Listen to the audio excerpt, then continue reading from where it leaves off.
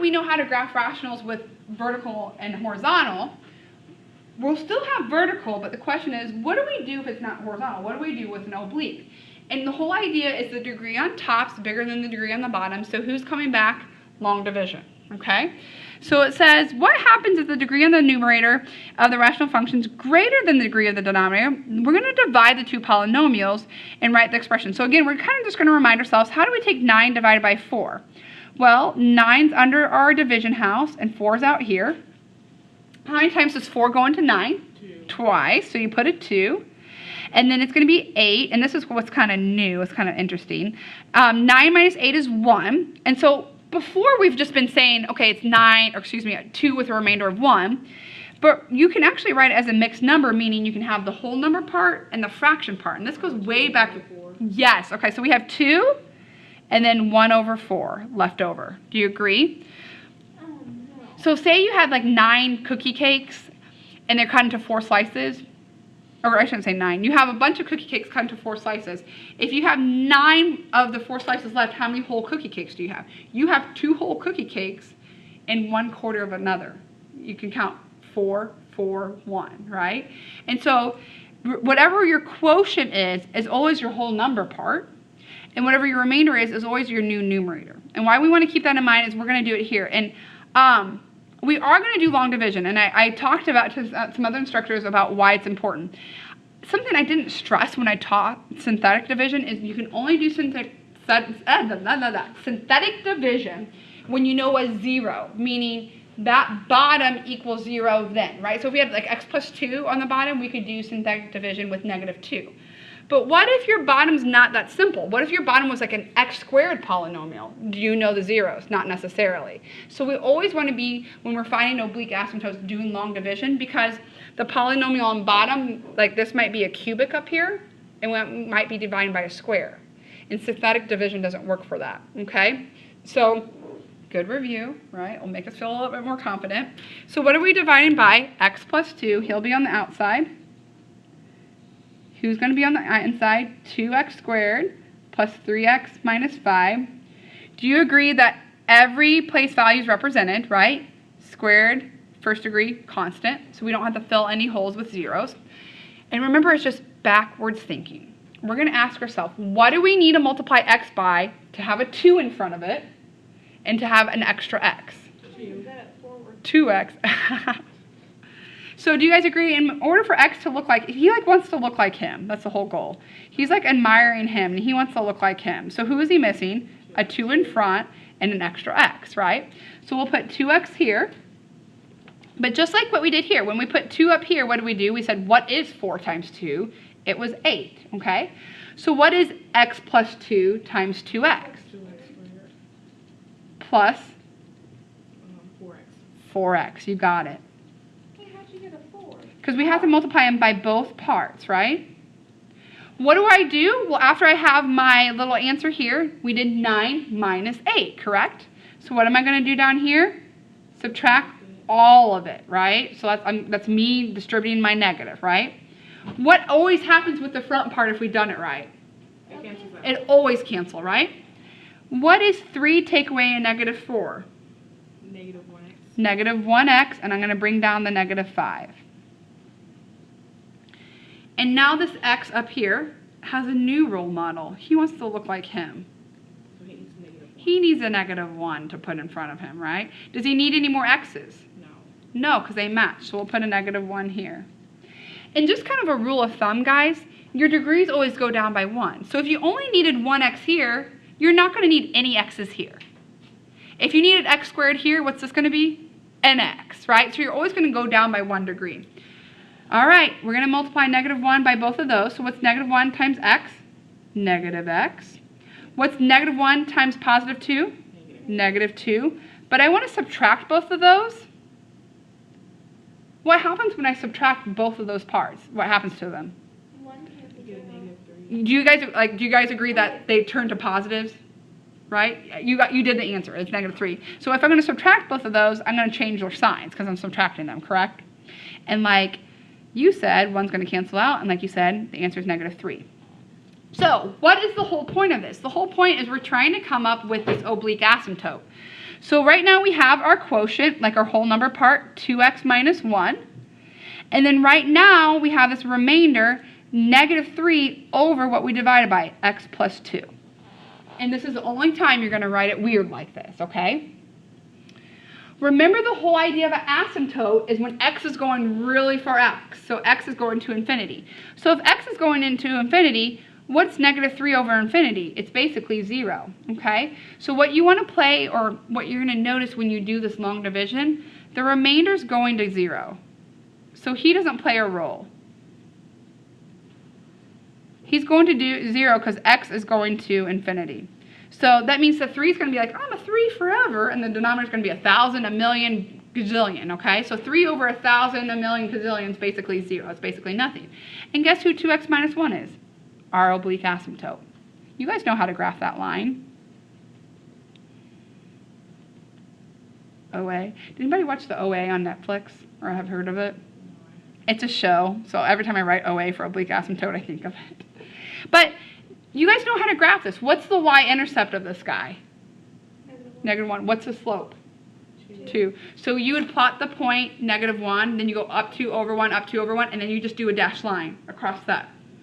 So instead of a horizontal asymptote, we would be graphing that, okay? So you guys, I know you don't feel like it, you know everything now to graph these crazy guys.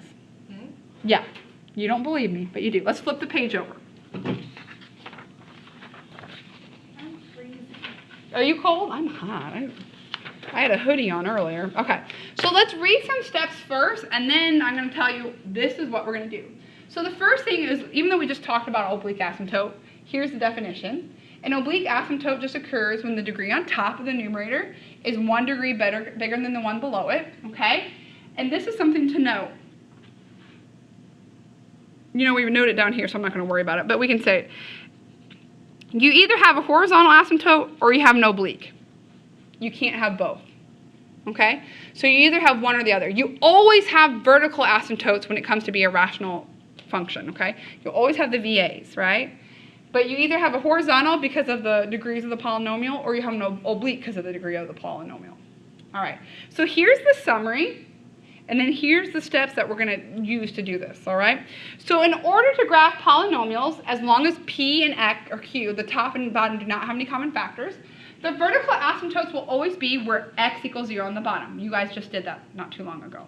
How are we going to find out our horizontal asymptote? We will do that if the degree on top is less than the degree on the bottom. The bottom's growing really quick, so we approach y equals 0, aka the x-axis. Or we might have a horizontal asymptote at some other number when the degrees are the same, 3/5, 1/6, whatever the leading coefficients ratio is.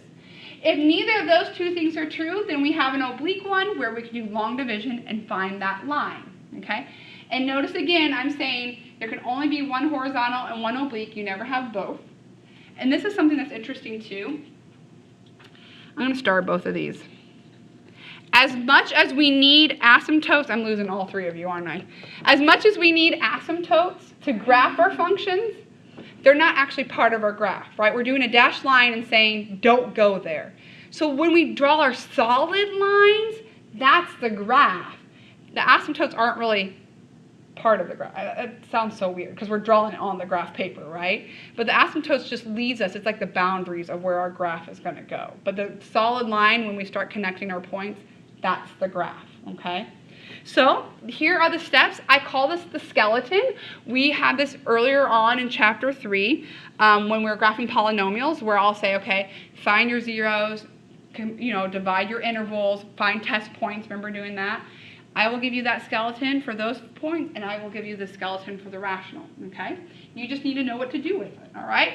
So number 1 is find the real zeros of the denominator. So you'll be able to say what the domain is and what the vertical asymptotes are. So your domain will be everything but those numbers. So you'll say negative infinity to 2, union 2 to infinity. But then the vertical asymptote is going to be where that hole is, x equals 2. After that, we're going to find whether we have a horizontal or oblique, and we're going to say what it is. All right? Horizontal is if your degree on top is smaller than the bottom, or if they're the same. You'll have an oblique if the degree on top is bigger, and we'll do long division to figure that out. Zeros, this is interesting. I want to kind of point this out. So here to find the zeros of the denominator, but here we want to find the zeros of the entire function. Well, what's the only way a fraction can equal 0 is if the numerator is 0. So to find the zeros of the function, guys, we're just going to set the numerator equal to 0 and see what happens, okay? And that's new because up until now, we've only been worried about our denominator being 0. But that was to find domain, that was to find our vertical asymptotes. Last but not least, if we're going to find our zeros, which are x-intercepts, so these are basically x-intercepts, right? Then we're going to find our y-intercept by plugging x in for 0 and figuring out what the y is. That will give us a handful of points. It will give us our boundaries because we have our asymptotes, but we might need to find some other random points to draw the graph. And we're going to have it. We can do it, okay? So look at this next problem on page 5. This is going to be identical to what I give you on the test, okay? The function will just be different. So notice on this, I give you the function up top, and I guide you. Let's find the vertical asymptotes. Let's find the horizontal or oblique asymptote. Let's talk about the zeros. Let's talk about the y-intercept. Let's find some extra values. Let's plot it, okay? So one thing they don't ask, but I want to because I know my math lab asks it. So I don't know what letter comes before A. Negative z? I don't know, right? So let's just write over here. Let's talk, we can make it part of A, okay? Let's talk about the domain. How do we find the domain? We have to take this and set it equal to 0 and say, don't be this, right? So 2x squared minus 5x minus 3, we don't want that to be 0. For purposes of today, just to get through this long note packet anyway, I'm going to give you the factored form, but you guys could figure it out. We would use the AC method. Your A is 2, your C is negative 3. What are factors of negative 6 that added to negative 5? Negative 6, positive 1. You would do factor by grouping, okay? Let me give you the shortcut real quick. It's 2x plus 1 times x minus 3. I'm going to run out of room. I know I am. Okay, so looking at our domain, what can't x be? Negative 3. Not negative 3. 3, because it's opposite, right? Because we would set it equal to 0 and solve. And negative 1/2. Think about that visually, okay? We're going to go from negative infinity to the first one. Are you going to hit 3 or negative 1/2 first? Negative 1/2. So let's do this real quickly, kind of small. Negative infinity to negative 1/2 is going to be our first interval. And then what I'm going to have behind that? Union. Start where you left off. Negative 1/2. And then where's our next hole? 3. Union. And then what are we going to have? Oh my goodness. Look at that horrible domain. So that's our domain. But by doing all that hard work, guys, we found our vertical asymptotes. Our vertical asymptotes are what's not in our domain, right? So what are our vertical asymptotes? X equals negative 1/2 and 3. You found them. See how they're a puzzle piece? Like the domain's most of the puzzle and you're only missing a couple pieces? Those are the vertical asymptotes that fit right in that hole, right? So when they ask you to find the domain or the vertical asymptotes, you really have found both, okay? Your domain is what the x, I keep hitting that. Your domain is what the x's can be, and then your vertical asymptotes are those holes. All right, horizontal asymptote or oblique asymptote. Remember, this is based on the degree of the polynomials.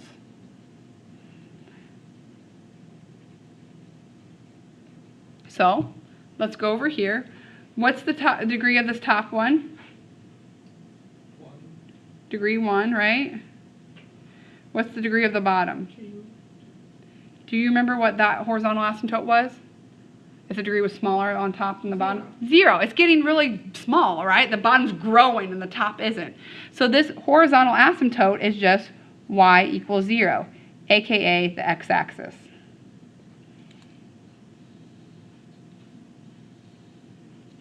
So if it's less than 1, it's 0? No, if your degree on top is less than the degree on the bottom, it's 0. And it just means that your bottom's growing really quick compared to your top. So it's going to approach a really small number. Let's go ahead and dash those because I know we're kind of losing steam. So let's graph it on this guy. So let's graph, negative 1/2 is kind of iffy, but just go over 1/2 and go up and down as much as you can and trying to stay in the middle of those squares, okay? Bless you. We'll write VA x equals negative 1/2. So I'm just kind of labeling in that. Okay, this is not part of my graph. This is just the vertical asymptote, right? And then where's our other vertical asymptote? A positive 3. So we'll count over 1, 2, 3. And again, we'll just go up and down as much as you can.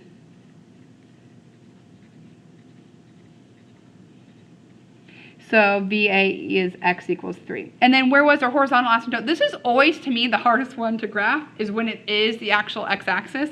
So try your darnest to make that x-axis look dotted.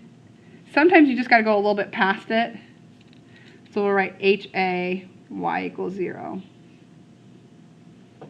All right, we got it. So notice we actually separated our graph into 6 slots, right? We have this square, this rectangle, and this. But as we move left to right, we're either going to be down here or up here. We're never in both, okay? We may be kind of in the middle, and then we're going to be down here and up here. But we're going to find some more points before we even have to worry about that, okay? So the skeleton will lead us there, all right? So it says find the zeros of the function. So set numerator to 0. Yes, exactly right. So we're going to set our numerator, x plus 3 equal to 0, and solve. So x just equals negative 3. So what are we going to plot? Negative 3, 0. There's our zeros, aka our x-intercept. Oh, I'm too high. Sorry about that. Okay, so we're going to set our numerator equal to 0. So we just steal our numerator, x plus 3, and set it equal to 0. And I just moved it over, so we cross the x-axis at negative 3. So let me go graph that. Here's my origin. Oops, you can still see it kind of, can't you? Here's my origin. We'll count over 1, 2, 3, and do, isn't that kind of weird? We crossed that, guys. But what did we hear about x-intercept, or excuse me, horizontal asymptotes? You may cross it, and that's okay. All right, so then let's look at the y-intercept. The y-intercept is where x equals 0, meaning plug 0 into your function and see what happens. So we'll have f of 0 equals 0 plus 3 over 2 times 0 squared minus 5 times 0 minus 3. And again, I advise you always to do the top and bottom separately. So what's 0 plus 3? 3. We can do that. 0 plus 3 is just 3. Then what happens here with this 0? It's a 0. What happens here with this 0? It's a 0, and it just leaves us with negative 3. What is 3 over negative 3 going to give us? Negative 1. Okay. So what's our ordered pair? Well, what did we plug in for x? 0. And what's the y we just found? Negative 1. So let's go ahead and graph him. He's our y-intercept. So 0, negative 1. So he's just barely right there. All right, guys, we're almost there. So notice we have like something here, but the question is, are we coming down and crossing up that way, or I don't know. So we're going to pick another value. I say let's pick like negative, what is that? Negative 2 or negative 1, it doesn't matter. So let's pick a couple of this. So I'm going to pick a couple that's further out. So let's pick like f of negative 5, f of negative 1. And then let's pick some in here. So notice we already have 0, but let's pick 1 and 2 just to see what's happening. Are we like going up and doing a cubic, or are we doing like a parabola in there? So let's find f of 1 and f of 2. So just kind of try to pick 2 or so points from each like sub-interval. Does that make sense? So like this was a sub-interval, so we'll pick 2 or 3. This was a sub-interval, we'll pick 2 or 3. And then this is a sub-interval. So let's do, I have 4 and 5 chosen. How I do this on my calculator, guys, is I use the second entry feature a lot. Because notice we're doing 6 points. So it's like, do I really want to type that out 6 times? Well, if you're doing it by hand, it's not horrible, but this is how we're going to do it. Whenever we have the numerator, we're going to put parentheses around the numerator, and we're going to put parentheses around the denominator. All right, so looking at this is how I'm going to type it. I'm going to do parenthesis, negative 5 plus 3 parentheses, right? Because I plugged negative 5 in for my x, and then I have plus 3 as my numerator. divided by parentheses. Now when I go to plug -5 in here, I'm going to put parentheses around it because I'm squaring it, I'm multiplying it by numbers and so forth. So I'll have 2 and then parentheses -5 parentheses squared minus 5 parentheses -5 parentheses minus 3, and then close off my parentheses to say this whole thing was in the denominator. So this parentheses up front and this parentheses in the back lets me know this whole thing's the denominator.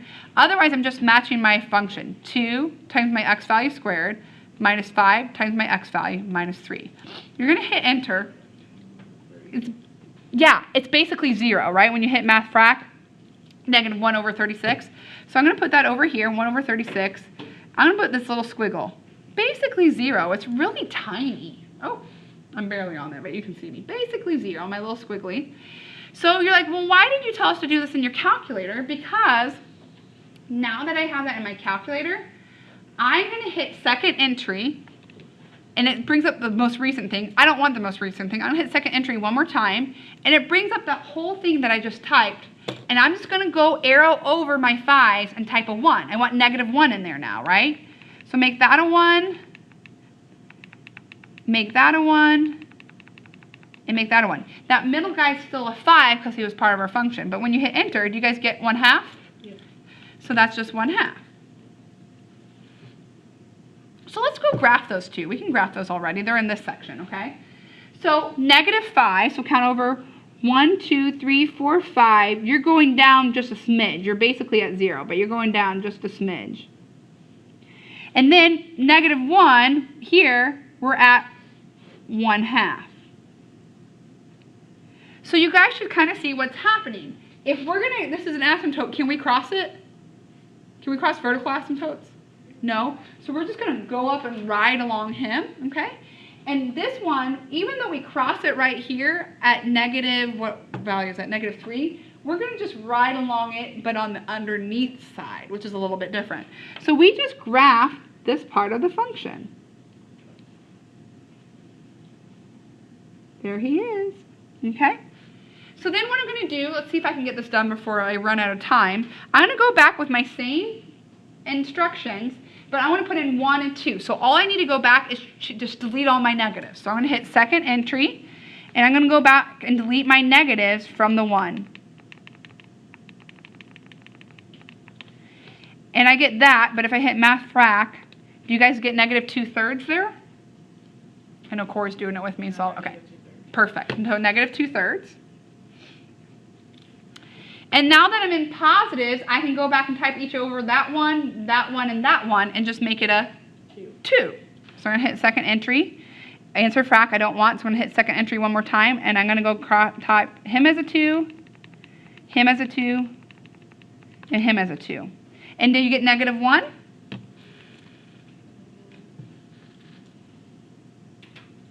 Yep. So then those are 2 points that are in my middle, so I'm going to go ahead and graph them, all right? So at 1, we're just barely a little short of -1, a little bit more than 1/2, right? So we're going to go 1, and we're going to go a little bit more than 1/2, so we're like right here-ish. And then at 2, we're back to -1. So can you guys guess what shape, ooh, I'm graphing it, you bear can see, can you guess what shape that's going to be? Almost like a parabola, right? It's not considered a parabola, but it's going to ride along this x, or this vertical asymptote, going to go through those points and then come back down. We're not crossing. Do you guys agree that we're not crossing the x-axis there? So we're just going to make him kind of curve around, but then come close to our vertical asymptotes. All right. So then just the next question is, when we put in 4 and 5, will we be up here like the first one, or will we be down here like the second? I don't know. Let's find out, okay? So again, everything's positive, so I'm just going to hit second entry and go back and type over my 2 and make it a 4. So second entry, I'm going to go type over my 2. That was in that parenthesis as a 4, that parenthesis as a 4, and then in the front. And I hit math frac, and I get 7/9. 7/9, guys, if you're not too sure, just notice it's a little over 1/2, not quite 1, that kind of idea, right? One more time, let's do it, but with 5. You hit second entry. I don't want fractions. Second entry again. I'm going to go make my 4s 5s. 5, 5, 5. And I'm going to hit math frac. 4/11. Does that look right? Yep. And again, I'm doing it because it's just cleaner to write that, but I really honestly kind of like the decimal version because I know like where I'm going. Like 4/11 is just not even a half. So let's go think about that. So we're going to graph 4, not quite 1. So we'll go over 1, 2, 3, 4. We're not going to quite be at 1. We'll be like right there. And then 5, we're not going to be quite a half. So we'll go over 1, 2, 3, 4, 5, and we won't quite be a half. So can you guess what shape that's going to be? Yes, and so you guys are understanding what's happening. Once we have a couple points, we're just going to ride those asymptotes, correct? That sounds bad, but you get it, right? So we're going to ride along those asymptotes there. Make sure I say asymptote, right?